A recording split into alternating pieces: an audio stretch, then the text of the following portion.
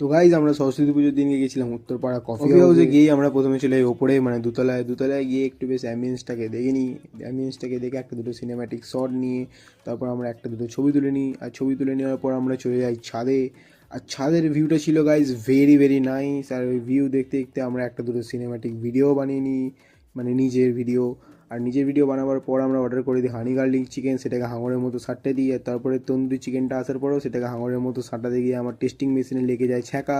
ছ্যাঁকা লাগার পর অর্ডার করে দিই জলজিরা মেশানো থামস আপ, আর সেটাকে খেয়ে একটু জিভটাকে শান্তি দিই। অর্ডার করে দিই নান, হান্ডি চিকেন আর কড়াই চিকেন। আর সেটা দেখে লোভ সামলাতে না পেরে সবার আগে খাবারটার ওপর ঝাঁপিয়ে পড়ি আর খেয়ে একটু রিভিউ দিয়ে দিই ভালো করে। আর তারপরে আবার ডেজার্ট অর্ডার করে দিই। ডেজার্টে ছিল চকো ব্রাউনি সিজলার।